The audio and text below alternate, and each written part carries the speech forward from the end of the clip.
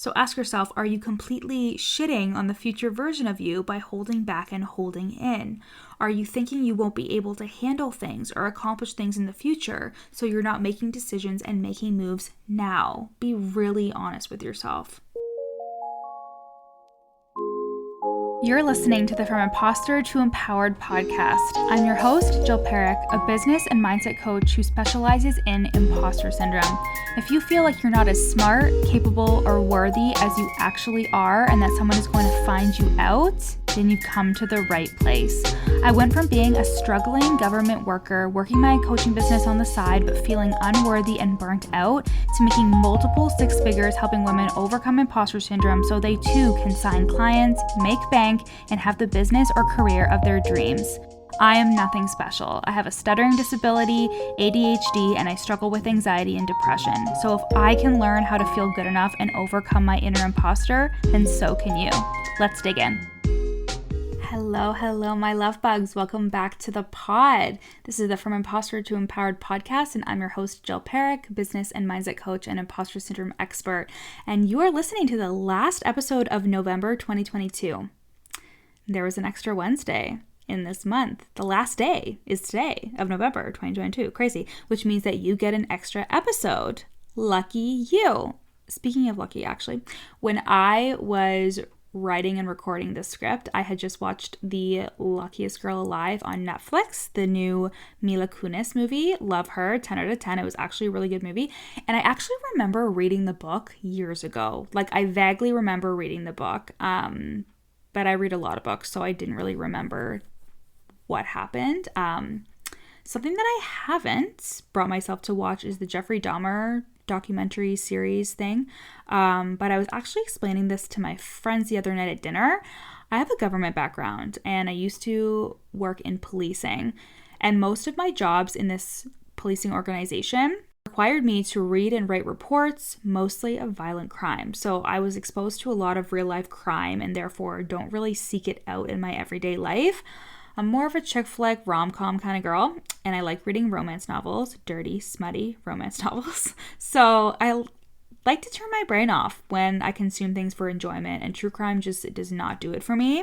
Sometimes it does, but honestly, it's just not my thing. And what else am I looking forward to? I'm also looking forward to watching Outer Banks Season 3 that comes out in 2023, and I'm obviously always keeping up with the Kardashians, even though it's not called that anymore, but keeping up with them. And yeah, we're getting close to the end of the year. I can't believe how close we are to 2023. It's wild. Where the fuck did 2022 go? And my rates are going to be raising in 2023, but I would love to start working with you now in my 6 months of private coaching.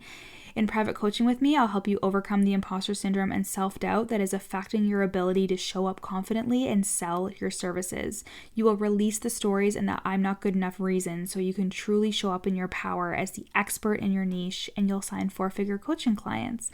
I was actually voxering with a private client recently who said that she has never felt more safe and seen in her life, and that this work is setting her up to be the business owner and coach that she knows she can be. And this is after signing 3 new clients at her 4-figure rate, which is so good. So if you want to be my client to experience these results too, go to the link in my show notes to book your sales call, and we'll see if it's a good fit. So today's episode was inspired by a client that I was coaching a little while ago who was having trouble making a decision about opening an LLC for a new business, and she is in the States. So I'm in Canada. We just have to register a master business license.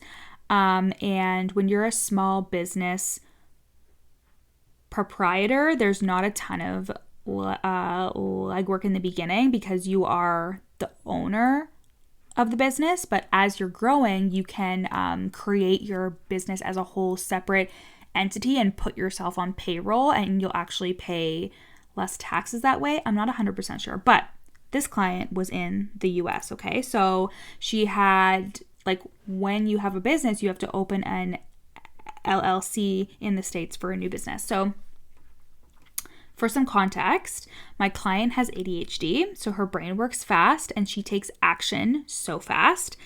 But like I said, I guess in the States, when you start a business and open an LLC, if you don't file the taxes for it, even if you don't actually do anything with that business, they administer a financial penalty for not filing. So my client, 2 years later and doing amazing, and she wanted to start a new business that was already well on its way to being profitable, but she had this past mistake looming over her, and she was having trouble deciding if she should just open the new LLC for her new business, and she was harboring a lot of shame around this.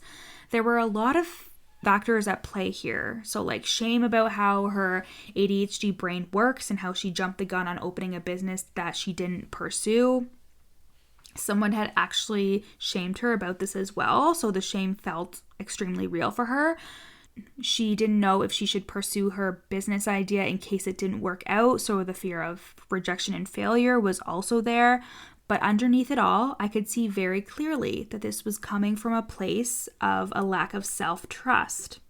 Because the thing is, whenever somebody presents with imposter syndrome, a lack of self-trust is almost always there as well. Saying, I don't think I can do this, or I don't think I'm capable, is also saying, I don't trust myself to see this through, or I don't trust that I can handle this. If we don't have trust in ourselves, especially as entrepreneurs, we truly don't have much. Because when we trust ourselves, making decisions is as easy as it can be. And something that gets in the way of our self-trust is the regret and the shame that we let ourselves feel when it comes to past mistakes or how we've handled things in the past. With my client, she felt shame about making a quote-unquote irresponsible decision. So maybe you can relate to this if you made an investment or a purchase or whatever that didn't pan out, and you feel regret about it. So I want you to ask yourself this question and really sit with this, okay? What exactly is the function of your self-judgment? What is the function of the guilt? What is the function of the regret? What is the function of the shame? Let's think of your life as a game that you're playing, which, let's be real, we're in a simulation and nothing is real. But seriously though, we don't have enough time for that today. But if life was a game that you were playing and you are the main character, how would you want to look at the past things you've said and done and experienced? How would you want to view the past decisions that you've made? It's like leveling up in a video game. Yeah, the challenges are more difficult, but because you leveled up, you have more ammo, or you have a tool you didn't have before. You have more lives. The longer you stay in the game, the more things and lessons you acquire and become aware of. And when you made the decisions you made in the past, you have to realize that that version of you was doing the best she could at the time with the resources that she had. And that guilt or shame or regret, they serve no productive function for your future. If life was a game you were playing and you were trying to win and achieve and do, what would the actual function be to hold on to negative emotions, ones that are low vibrational in nature, that are only going to make you, the main character, question and berate yourself? It is our first impulse sometimes to equate taking responsibility with shame and blame. I talk about this in my book, You're Not Special, which you can get on Amazon. Head to the link in my show notes to do that. And I talk about how easy it is to equate taking responsibility for shaming yourself, when really taking responsibility serves the function for being in control of the outcome, believing that you have control, you have power, and you get to let whatever you're taking responsibility for mean whatever you want to make it mean. So with that being said, why would you want to take a past mistake and even describe it as a mistake? What lessons did you learn? What do you know to do now that you didn't know back then? So my client, who was afraid to open another LLC, felt so much better when I coached her on the fact that nobody teaches us shit about working for ourselves, about taxes in general, even not as an entrepreneur. She genuinely didn't know any better, or she would have done better. That's the honest truth. And that's not to shame her. It was a lesson that she had to learn this way. And her own imposter syndrome made it mean that she wasn't enough, or she was a bad business owner, or she was irresponsible, when all I see, because I get to have an objective view on the matter, is a woman learning about business ownership and taxes in her country. This was how she was going to learn her lesson in this game of life with this experience. And we can do what we want with every situation we've been a part of. Did you know that? The only reason we stay stuck in the past is because our bodies hold onto the emotion from that experience. The moment the experience, it has passed. It is in the past, but your body remembers, and that is something you can control. You can regulate yourself, you can release the negative emotions, you can reframe anything you choose to reframe to suit your character's development in this game of life. And what if every decision just took you down a different path? It's like those choose your own adventure games or those choose your own adventure books, right? If you trusted yourself to figure it out, to be resourceful, to be committed to learning and growing no matter what, and to have the emotional resilience to handle any emotion that comes your way without self-sabotage, then decisions are no big fucking deal. You'll get to the end of the book. I make like 100 decisions a week being a coach and a business owner, right? Like I decide what coaching to give my clients. I decide what post should go out. I decide what I should say that day on stories. I decide what to put in my podcast episodes. I decide which resource to create next. I decide how to respond to a DM. Decisions are made quickly, not hastily, but they are made with the swiftness of complete and utter self-trust.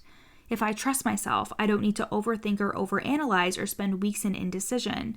I know that no matter what the outcome is, I have my own back. And this was a huge factor in deciding to leave my full-time job back in the spring of 2021.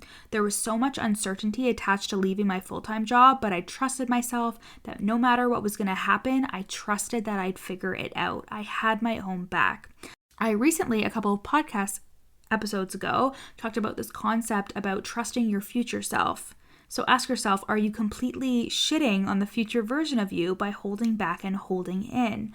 Are you thinking you won't be able to handle things or accomplish things in the future, so you're not making decisions and making moves now? Be really honest with yourself. A tool available to my clients that I created last summer is called the Decision Gauge. So this is a written exercise to help my clients build self-trust and make faster, better, and more informed decisions that foster their self-trust. It goes into the emotions, the possible outcomes, and also what the decision will do for your identity. It takes the guesswork and wandering thoughts from the decision because you have a clear view of what you should do that is right for you, that is aligned to you. And my favorite part of this tool is the boundaries you decide on after going through the questions. Because sometimes we make decisions and then have regret or shame about our decisions and just let our thoughts run rampant, telling us we're wrong or we shouldn't have done this, etc.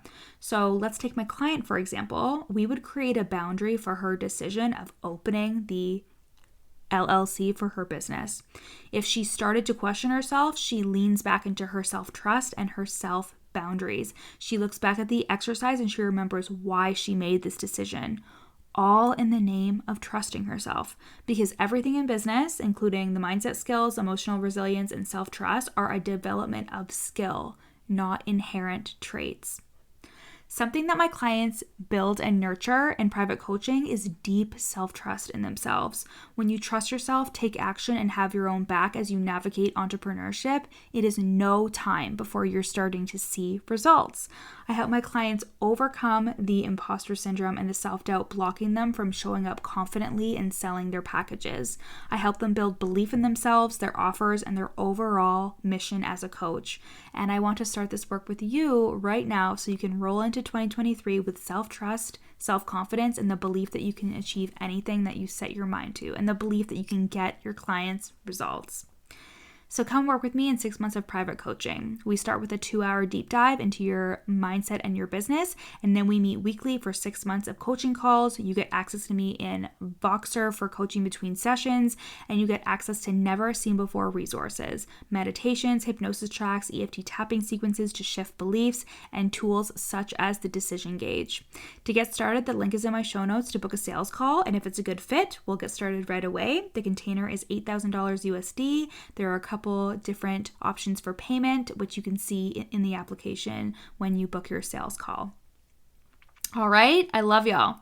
Happy last day of November. Yay to Christmas coming up if you're American and you're celebrating Thanksgiving. I believe it was last weekend when you're listening to this. Happy Thanksgiving, and it's Christmas time. I'm so excited, and I'll see you guys next week. Love ya. Thanks for listening to the From Imposter to Empowered podcast. Head to the show notes to find out how you can take this work deeper with me in one-to-one coaching or in the From Imposter to Empowered group program.